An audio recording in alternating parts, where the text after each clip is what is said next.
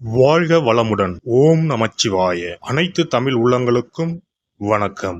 அக்னி கிரகமான சூரிய பகவான் மற்றொரு நெருப்புக்கோளான செவ்வாயின் ஆதிக்கத்தில் உள்ள விருச்சிக ராசியை கடக்கும் சுமார் ஒரு மாத காலத்தையே நாம் கார்த்திகை மாதம் என்றும் விருச்சிக மாதம் என்றும் அழைக்கின்றோம். துலாம் ராசியில் தனது வீரியத்தை தானே குறைத்துக் கொண்ட சூரிய பகவான் மீண்டும் தனது பூரண வீரியத்தை பெற்று வலம் வரும் மாதமே கார்த்திகை மாதம் எனவும் விருச்சிக மாதம் எனவும் கூறுகின்றோம்.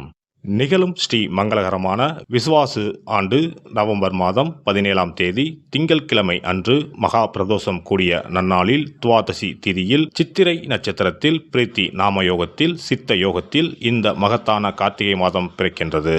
இம்மாத கிரகநிலை என எடுத்துக்கொண்டால் கார்த்திகை 1ஆம் தேதி 17/11/2025 அன்று கும்பராசியில் சனி பகவான் வக்ர நிவர்த்தி அடைகின்றார். கார்த்திகை மாதம் 2ஆம் தேதி 18/11/2025 அன்று கடகத்தில் குருவின் வக்கரம் நடக்கின்றது.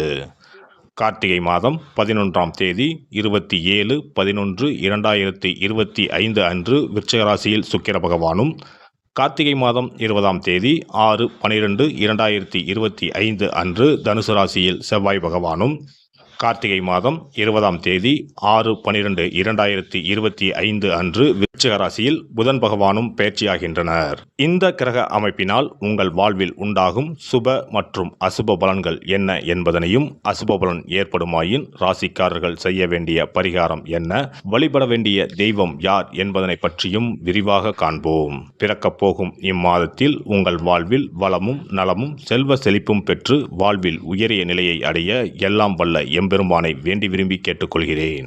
கும்பராசி அன்பர்களே, இம்மாத கிரக நிலைகளை ஆராய்ந்து பார்க்கும் பொழுது மாத தொடக்கத்திலேயே உங்கள் ராசிநாதன் சனி வக்ர நிவர்த்தியாகி பலம் பெற்று சஞ்சரிக்கிறார். எனவே இனி ஆரோக்கியம் சீராகும். பம்பரமாய் சுழன்று பணிபுரிவீர்கள்.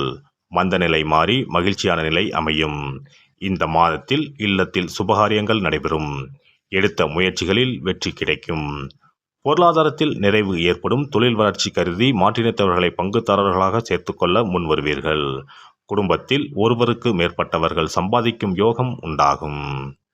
மாதத்தின் தொடக்க நாளிலேயே உங்கள் ராசியில் சஞ்சரிக்கும் சனி பகவான் வக்ர நிவர்த்தி ஆகிறார். இது நன்மைதான். அதே நேரம் 12ஆம் இடத்திற்கு அதிபதியாகவும் சனி விளங்குபவர். எனவே இக்காலத்தில் நல்ல சம்பவங்கள் பலவும் நடைபெறும். நடக்கும் செயல்களில் வெற்றி கிடைக்கும். பொருளாதார நிலை உயர்வடையும். புண்ணிய கைகாரியங்களுக்கு கொடுத்து உதவுவீர்கள். வாழ்க்கை பாதையில் புதியவர்களை சந்திக்கும் சூழல் உருவாகும். அவர்கள் வாயிலாக பொருளாதார நிலை உயர வழிவகுத்துக் கொள்வீர்கள். அரசியல் களத்தில் இருப்பவர்களுக்கு எதிர்பார்த்த பலன் கிடைக்கும். மாத தொடக்கத்தில் குரு பகவான் உங்கள் ராசிக்கு 6ஆம் இடத்தில் உச்சம் பெற்று சஞ்சரிக்கிறார். உங்கள் ராசிக்கு 2 மற்றும் 11 ஆகிய இடங்களுக்கு அதிபதியானவர் குரு பகவான். அங்கனம் தன லாபாதிபதியான குரு பகவான் கார்த்திகை 2ஆம் தேதி முதல் வக்கரமடைகின்றார். இது அவ்வளவு நல்லதல்ல. தன வரவில் தடைகள் ஏற்படும். புதியவர்களை நம்பி பொறுப்பை ஒப்படைத்து ஏமாற்றத்தை சந்திக்க நேரிடும். மேலும் உத்தியோகத்தில் திடீர் மாற்றங்கள் வரலாம். இது போன்ற நேரங்களில் வியாழக்கிழமை தோறும் விரதம் இருந்து குரு பகவானை வணங்குவது நல்லது. திசை மாறிய தென்முக கடவுளை வழிபட்டு வந்தால் மிகுந்த நன்மையை வழங்குவார். கார்த்திகை மாதம் 11ஆம் தேதி விருச்சிக ராசிக்கு சுக்கிர பகவான் செல்கிறார். உங்கள் ராசிக்கு 4 மற்றும் 9 ஆகிய இடங்களுக்கு அதிபதியானவர் சுக்கிர பகவான். அவர் தொழில் ஸ்தானத்திற்கு வந்து அங்குள்ள செவ்வாய் மற்றும் சூரியனோடு இணைகின்றார். எனவே சுக்கிரமங்கல யோகம் உருவாகிறது. பிள்ளைகளின் கல்யாணம் சம்பந்தமாக எடுத்த முயற்சிகள் கைகூடும். பெற்றோரின் மணிவிழா, முத்துவிழா, பவளவிழா போன்றவை நடைபெறும் சூழல் உண்டு. ஆடை ஆபரண சேர்க்கை ஏற்படும். அதிகார வர்க்கத்தினரின் ஆதரவோடு பிரச்சனைகளில் இருந்து விடுபடுவீர்கள். கார்த்திகை 20ஆம் தேதி தனுசு ராசிக்கு செவ்வாய் பகவான் செல்கிறார். உங்கள் ராசிக்கு 3 மற்றும் 10 ஆகிய இடங்களுக்கு அதிபதியானவர் செவ்வாய் பகவான். அவர் லாபஸ்தானத்திற்கு வரும் இந்த நேரம் நல்ல நேரம்தான். என்றைக்கோ குறைந்த விலைக்கு வாங்கி போட்ட இடம் இப்பொழுது அதிக விலைக்கு விற்று லாபத்தை கொடுக்கும். புதிய கூட்டாளிகள் வந்திணைவர்.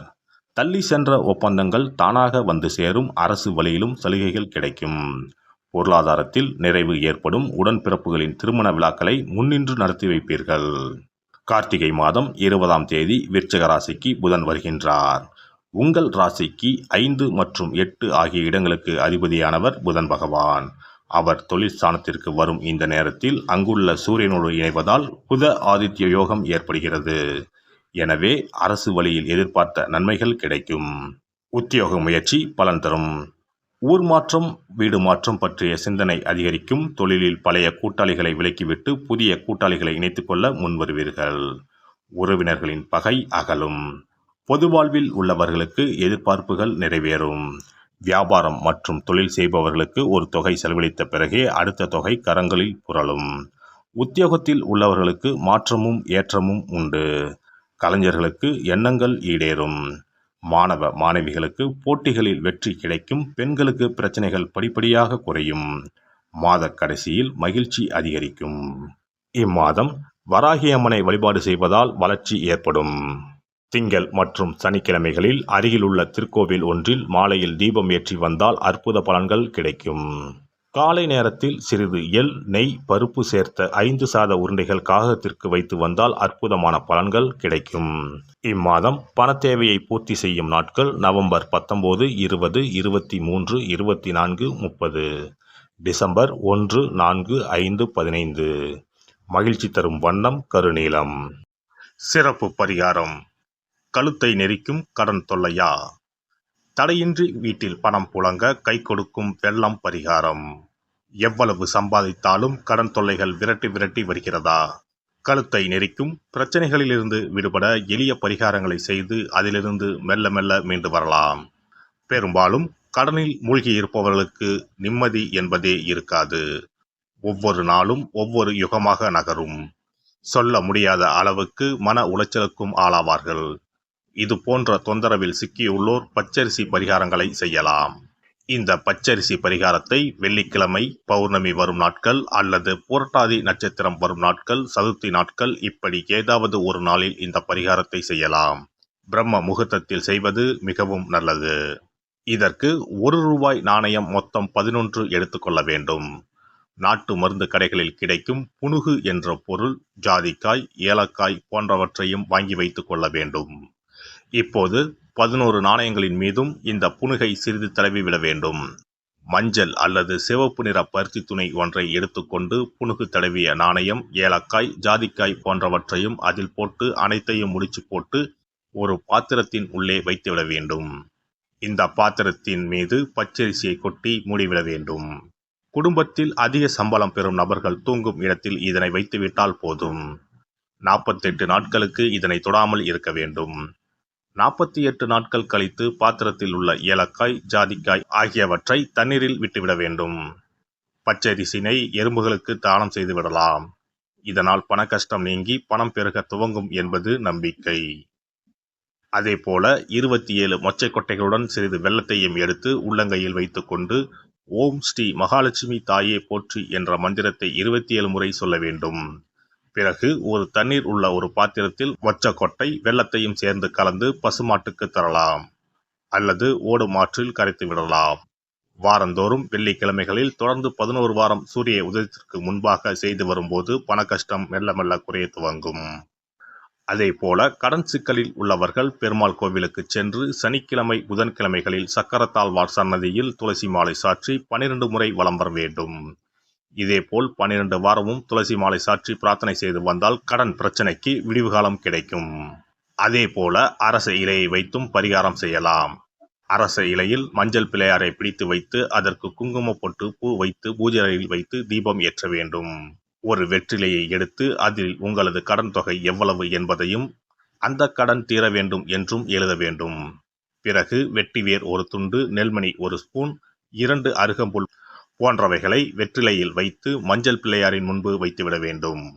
இப்போது பிள்ளையாருக்கு தீபாராதனை காண்பித்து கடன் பிரச்சனை சீக்கிரம் தீர வேண்டும் என்று பிரார்த்தனை செய்து கொள்ள வேண்டும். இப்படி வாரம் வாரம் வெள்ளிக்கிழமையில் வழிபட்டு வரும்போது பலன் கிடைக்கும். எந்த ஒரு பரிகாரமாக இருந்தாலும் முழு மனதுடன், முழு நம்பிக்கையுடன் செய்தால் மட்டுமே பலன் கிடைக்கும். எல்லாம் வல்ல இறையருளால் நீங்களும் உங்கள் அன்பு குடும்பமும் உடல் நலம், நீலாயுள், நிறை செல்வம், உயர் புகழ், மெய்ஞானம் ஓங்கி வாழ்க வளமுடன்.